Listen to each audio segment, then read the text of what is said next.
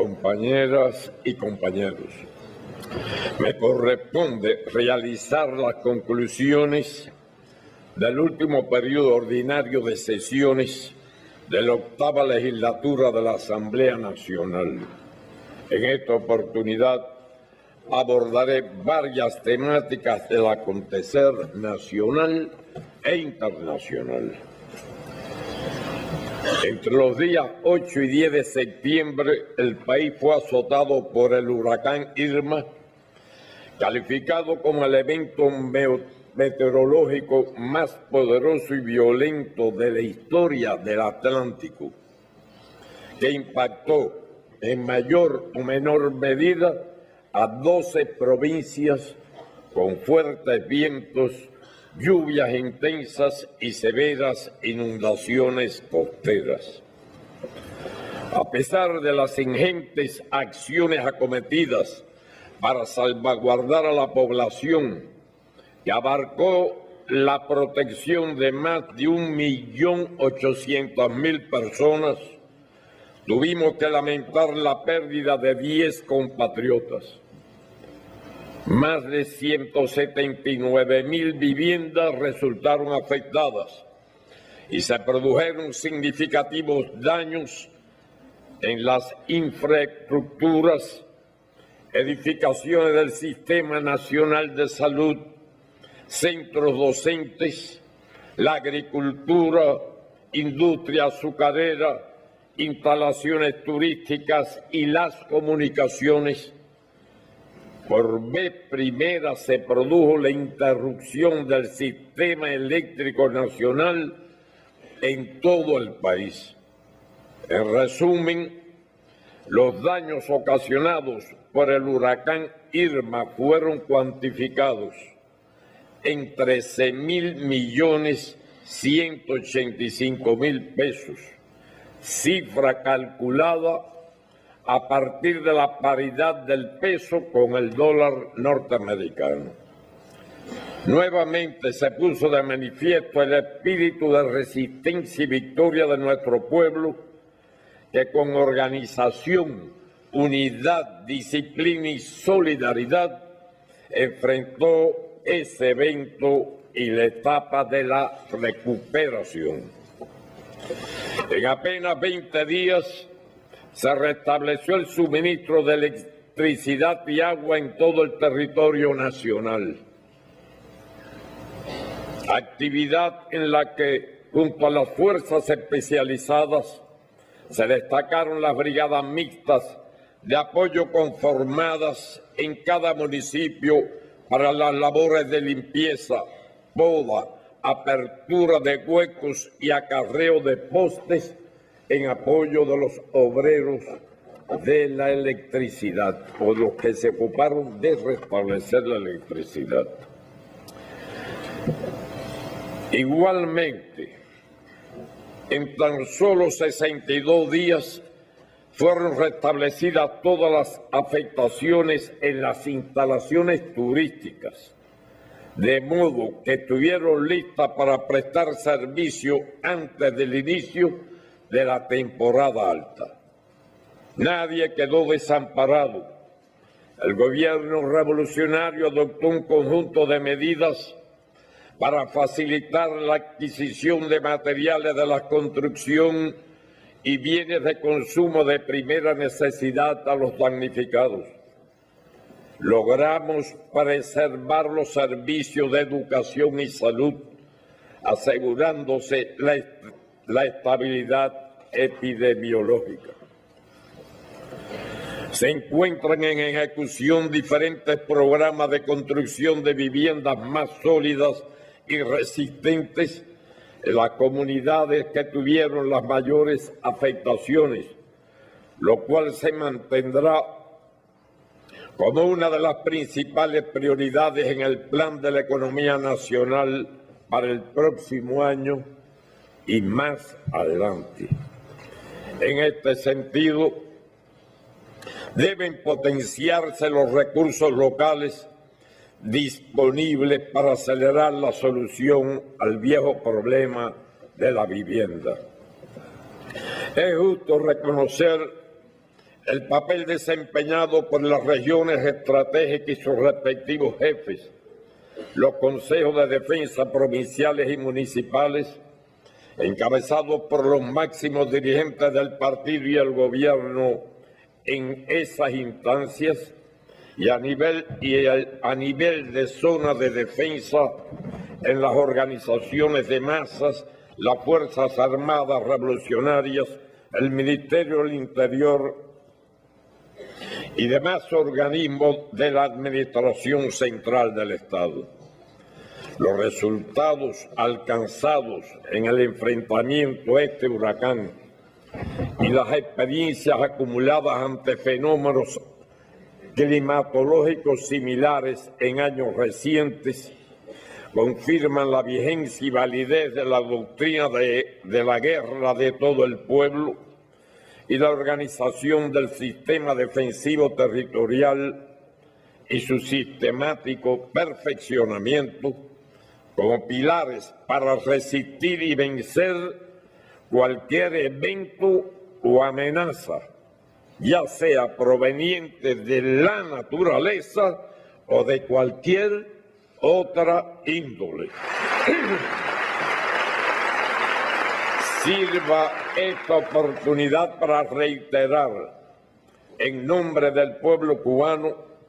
el más profundo agradecimiento por la ayuda y las incontables muestras de apoyo llegadas desde todas las partes del planeta mediante jefes de Estado y de Gobierno, organizaciones políticas, movimientos de solidaridad y amigos de Cuba. Pasando a otro tema, aprovecho la ocasión para referirme a la exitosa realización de la primera etapa del proceso de elecciones generales, donde resultaron elegidos los delegados a las asambleas municipales del Poder Popular, las cuales quedaron constituidas el pasado domingo 17 de diciembre. Una vez más, nuestro pueblo acudió masivamente a ejercer su derecho al voto, alcanzando en la primera vuelta un 89,02% de asistencia, cifra similar a la del anterior proceso. Al propio tiempo, la calidad del sufragio resultó superior en comparación con las elecciones efectuadas en el año 2015, al alcanzarse un mayor porciento de boletas válidas y por ende cifras inferiores de anuladas y en blanco. Este proceso se caracterizó por una mayor preparación, organización y cohesión de trabajo entre las autoridades electorales en los distintos niveles, las instituciones estatales, organizaciones de masas y sociales y la ciudadanía. De hecho, constituyó una demostración de respaldo masivo y confianza del pueblo en la revolución y la democracia socialista, así como un digno homenaje a su líder histórico, y así debe ser en la siguiente etapa que próximamente se convocará. Como se explicó, en virtud de las graves afectaciones ocasionadas por el huracán Irma, en medio de la fase de nominación directa de los candidatos a delegados, nos vimos obligados a modificar las fechas previstas para las elecciones de delegados a las asambleas municipales del Poder Popular. Como consecuencia de lo anterior, en el día de hoy, de conformidad con la Constitución de la República, esta Asamblea acordó prorrogar el mandato de los delegados a las asambleas provinciales y los diputados a la Asamblea Nacional del Poder Popular, con lo cual la instauración del nuevo Parlamento no se realizará el 24 de febrero, como ha sido habitualmente, sino el 19 de abril, coincidiendo con el Día del Triunfo en Playa Girón, que constituyó la primera gran victoria del socialismo ya proclamado por Fidel 3 días antes, durante el entierro de las víctimas del bombardeo a diferentes ciudades del país el 15 de abril de ese mismo año. En esta sesión se dieron cuenta la Fiscalía General de la República y el Tribunal Supremo Popular, órganos que por la importancia que revisten en el fortalecimiento de la institucionalidad y de la disciplina social, requieren el apoyo y la atención permanente en el desempeño de las misiones encomendadas, así como respetar sus atribuciones, independencia y el cumplimiento estricto de las decisiones que emitan. Al propio tiempo, debe exigirse a sus integrantes un comportamiento ético y el compromiso invariable con el pueblo y la revolución. En este ejercicio se evidenciaron los avances que ambas instituciones han demostrado en el cumplimiento de las funciones que les competen por la Constitución. Desde el martes pasado, los diputados fueron informados ampliamente sobre la situación económica del país, lo cual me libera de entrar en detalles en esa materia. Al intervenir en diciembre del pasado año ante esta Asamblea, alerté que en el 2017 persistirían las tensiones financieras y retos, que podrían incluso recrudecerse. No obstante,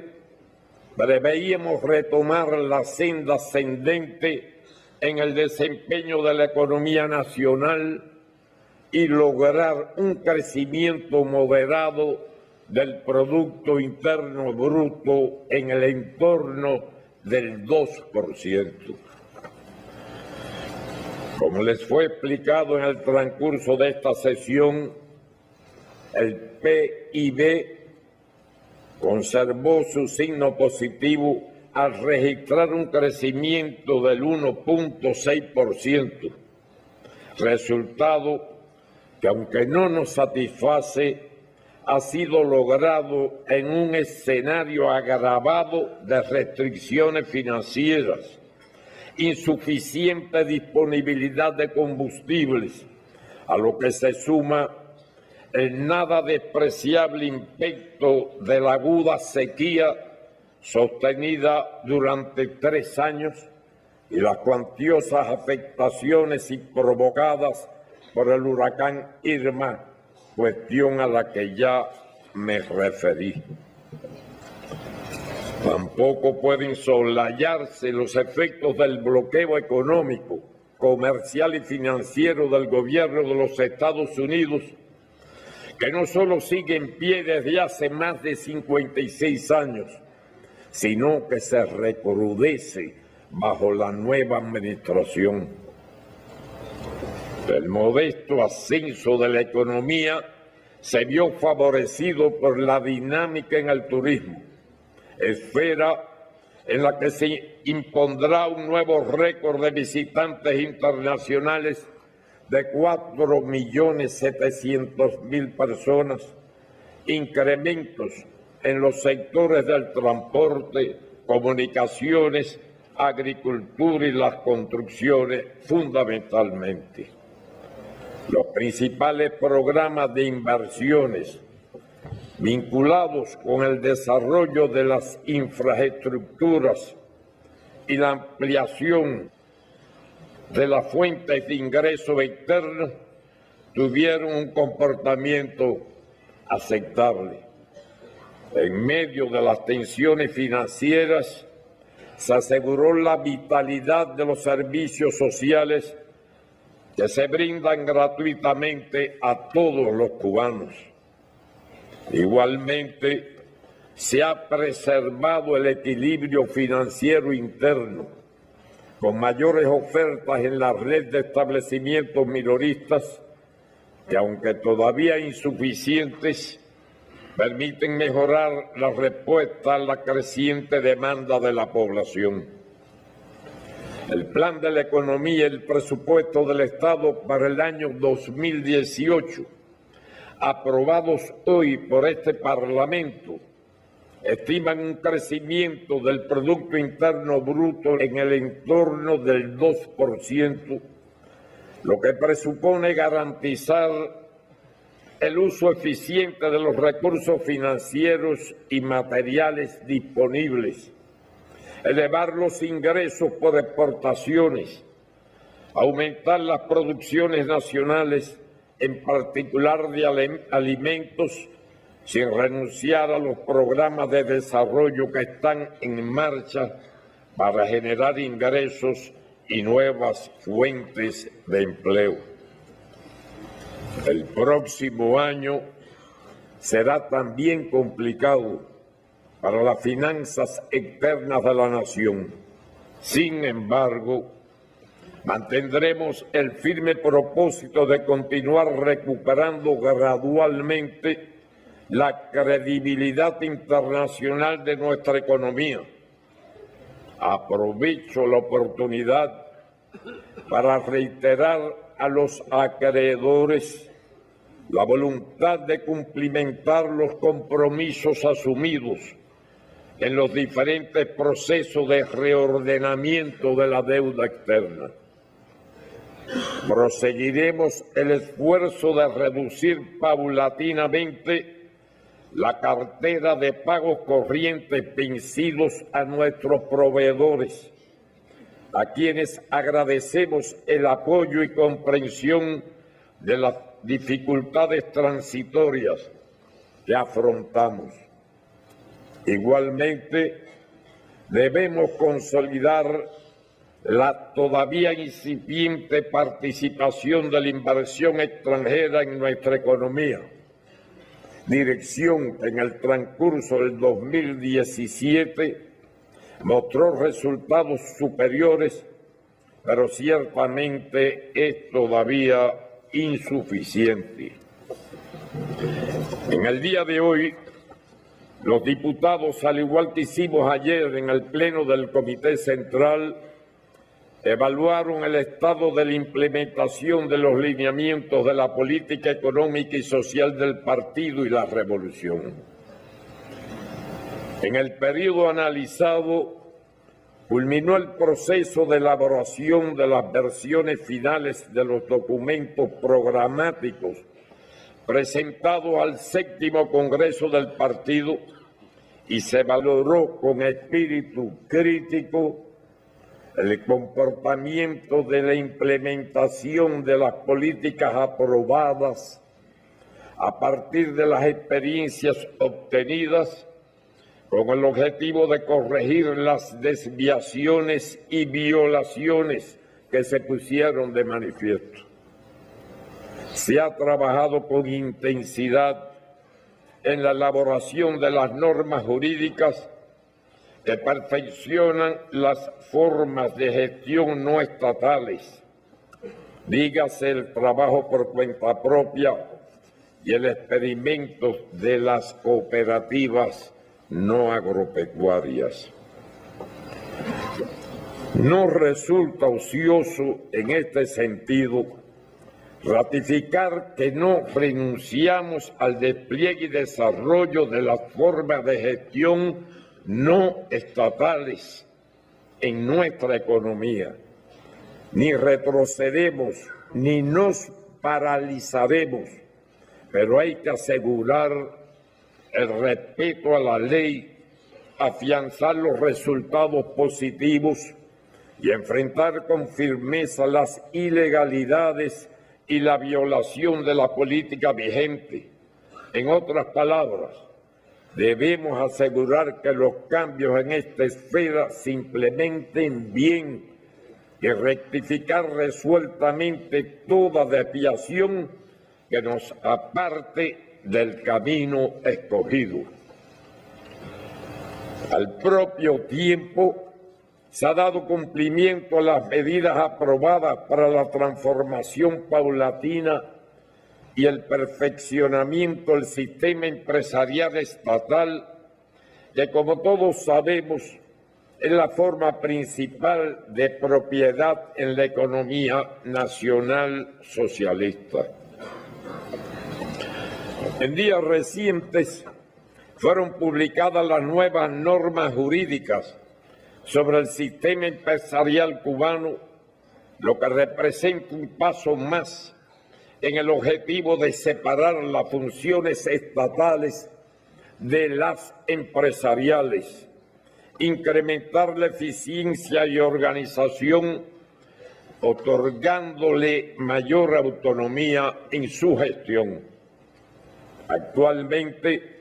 se realizan las acciones de capacitación y divulgación para facilitar la implementación de las normas jurídicas publicadas. Aunque la eliminación de la dualidad monetaria y cambiaria por sí misma no solucionará mágicamente todos los problemas acumulados en la economía cubana, constituye el proceso más determinante para avanzar en la actualización del modelo económico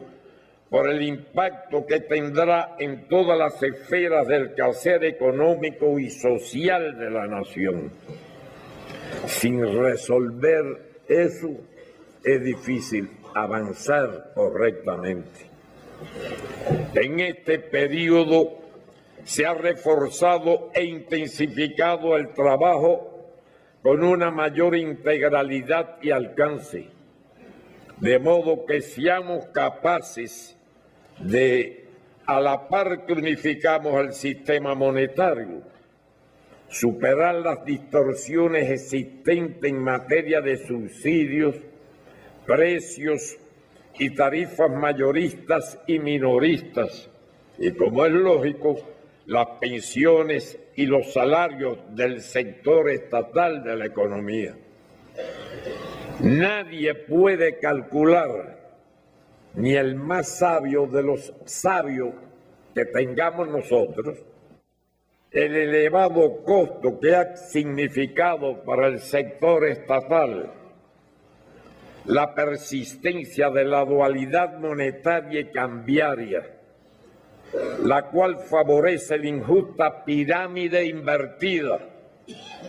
donde a mayor responsabilidad se recibe una menor retribución y no todos los ciudadanos aptos se sienten motivados a trabajar legalmente, al tiempo que se desestimula la promoción a cargos superiores de sus mejores y más capacitados trabajadores y cuadros, algunos de los cuales emigran al sector no estatal. Debo reconocer que en este asunto nos ha tomado demasiado tiempo y no puede dilatarse más su solución.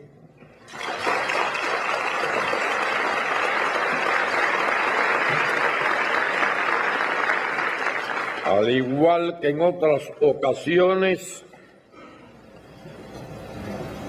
me parece oportuno ahora hacer un breve balance de algunos de los principales temas de la política exterior. En 2017 hemos sido testigos de un serio e irracional deterioro en las relaciones entre los Estados Unidos y Cuba. Nuestro país no es en lo absoluto responsable de este retroceso, marcado por el recrudecimiento del bloqueo, el regreso de la retórica agresiva e irrespetuosa y la arbitraria aplicación de medidas injustificadas que afectan sensiblemente los vínculos entre los pueblos y las familias, así como los derechos y libertades de los cubanos y los estadounidenses. Las decisiones adoptadas por el gobierno de los Estados Unidos en los últimos meses no solo interrumpieron el proceso iniciado por decisión soberana de ambos países para avanzar hacia un nuevo tipo de relación por primera vez en su historia, basado en el respeto y la convivencia civilizada, sino que han abierto nuevos frentes de tensión. En este retroceso, los Estados Unidos acuden nuevamente a la fabricación artificial de pretextos que justifiquen el regreso a políticas fracasadas y universalmente rechazadas. Reitero categóricamente que Cuba no tuvo ni tiene responsabilidad alguna en los incidentes que se alega habrían afectado la salud de diplomáticos acreditados o de otros visitantes extranjeros. Los resultados de las investigaciones cubanas y estadounidenses, que hasta ahora no han encontrado la más mínima evidencia de la causa y el origen de las afecciones de salud descritas, así lo confirman. No ha sido Cuba la que ha establecido nuevas provisiones a los muy limitados vínculos económicos, comerciales y financieros existentes entre los dos países, y quien ha vuelto a restringir el derecho de los ciudadanos estadounidenses a visitar nuestro país y de los cubanos a los Estados Unidos, ni la que ha perjudicado el funcionamiento de las embajadas con consecuencias negativas para las relaciones migratorias, los intercambios y los viajes entre ambas naciones. No debemos olvidar que la política adoptada por el nuevo gobierno de los Estados Unidos tiene la oposición del pueblo estadounidense y de la comunidad internacional, que se expresó claramente el pasado 1 de noviembre en la Asamblea General de las Naciones Unidas al depositar su voto de forma casi unánime del planeta, con la excepción de Estados Unidos e Israel, a favor de la resolución presentada por nuestro país sobre la necesidad de que se ponga fin al bloqueo económico,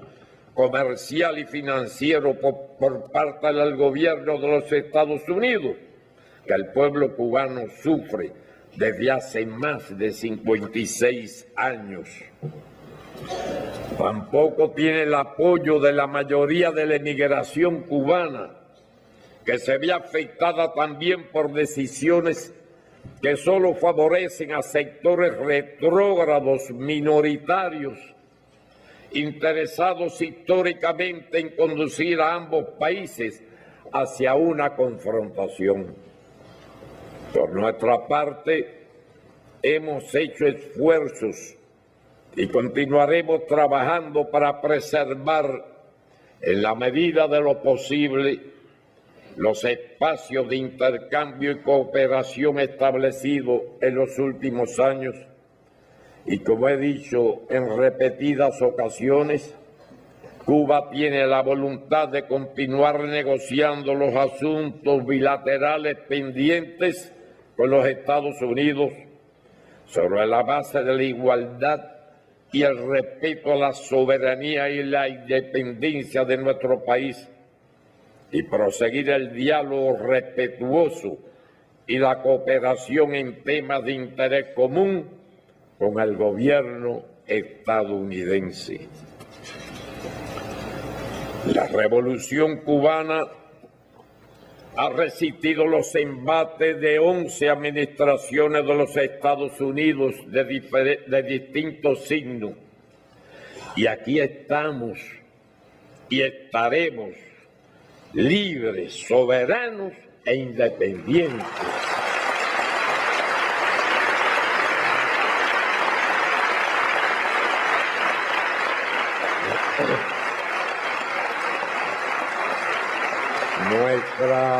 Nuestra región latinoamericana y caribeña sufre los ataques del imperialismo y de las oligarquías con el objetivo de hacer retroceder la historia y quebrar los avances logrados por las fuerzas populares durante los últimos años. La revolución bolivariana enfrenta la guerra no convencional que le imponen sus enemigos externos y sectores golpistas internos. Los resultados de los recientes procesos electorales ratifican la legitimidad y el carácter democrático del gobierno encabezado por el presidente constitucional Nicolás Maduro Moros y la Unión Cívico-Militar. Rechazamos las medidas coercitivas unilaterales por los Estados Unidos, Canadá y la Unión Europea y la injerencia externa contra el proceso bolivariano y chavista de Venezuela, que amenazan la paz y el diálogo entre venezolanos con propósitos desestabilizadores y generan penurias económicas a su población. Algunos gobiernos del hemisferio, en complicidad con personeros de la desprestigiada OEA, o sea, Organización de Estados Americanos, intentan aplastar a Venezuela. La Alianza Bolivariana para los Pueblos de Nuestra América reiteró, mediante la declaración de su Consejo Político reunido en La Habana en días recientes, que permaneceremos unidos junto a ella. La Revolución Cubana padeció por décadas etapas parecidas y aún peores en algunas ocasiones. Con esa experiencia y fieles a nuestros principios, ratificamos la invariable solidaridad con la República Bolivariana de Venezuela. Mantendremos la cooperación con el gobierno y el pueblo venezolanos, aún bajo las circunstancias más adversas. Haremos todo lo que esté en nuestras manos para cumplir el deber revolucionario de contribuir a la victoria de la revolución bolivariana y chavista.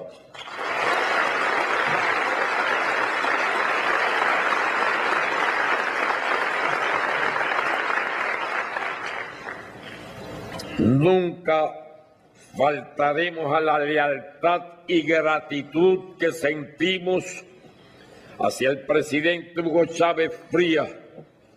por su apoyo y solidaridad en momentos difíciles. Asimismo, reiteramos nuestro respaldo a la senadora Cristina Fernández de Kirchner, que como ustedes conocen fue presidenta de Argentina,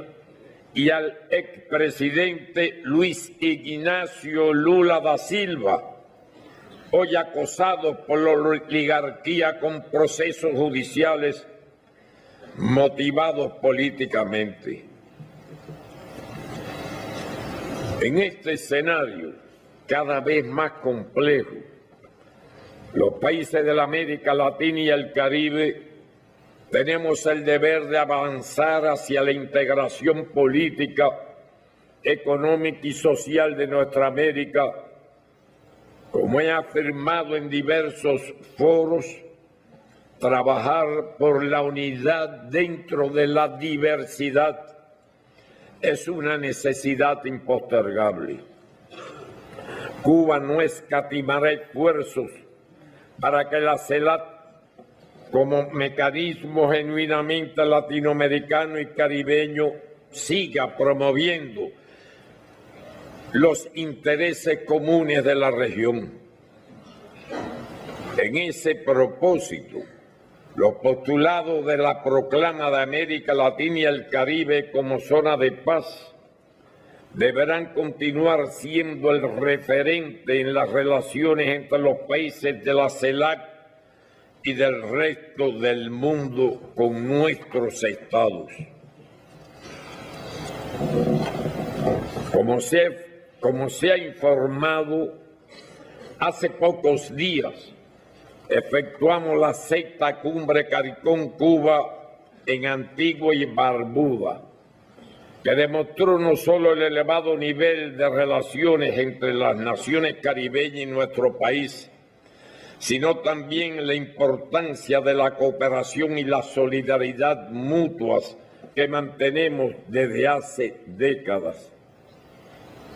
Deseo reiterar el permanente apoyo a los hermanos caribeños, víctimas de devastadores fenómenos naturales como los huracanes Irma y María. Demandamos al propio tiempo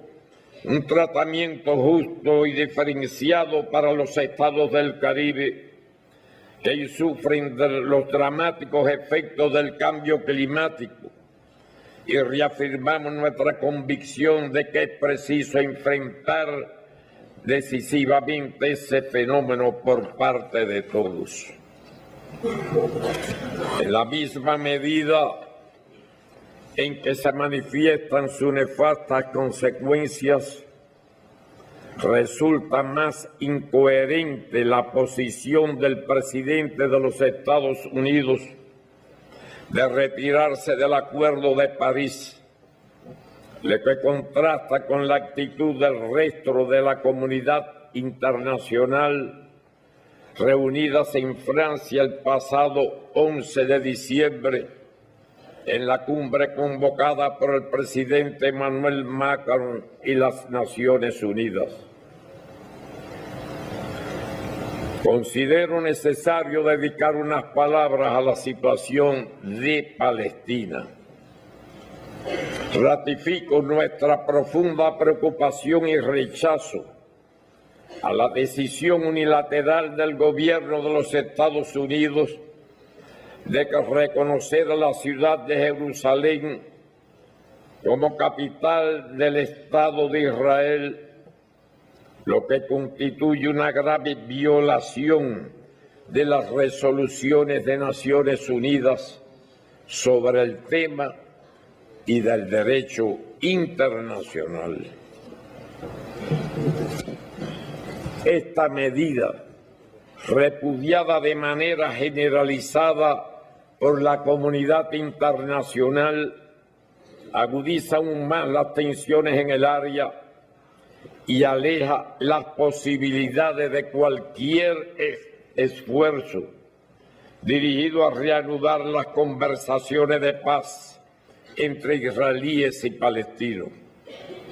Reafirmamos el irrestricto apoyo a la búsqueda de una solución amplia, justa y duradera al conflicto, basada en la creación de 2 estados que asegura el ejercicio del derecho inalienable del pueblo palestino a la libre determinación y a disponer de un Estado independiente dentro de las fronteras anteriores a 1967, con su capital en Jerusalén Oriental. Finalmente, reitero con toda energía y convicción que nuestro país seguirá manteniendo sus posiciones de principios en todos los aspectos de las relaciones internacionales, a favor de los derechos de los pueblos, de la paz, la justicia y de la solidaridad con las mejores causas de la humanidad.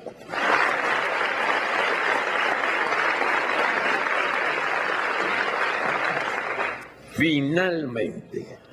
compañeras y compañeros,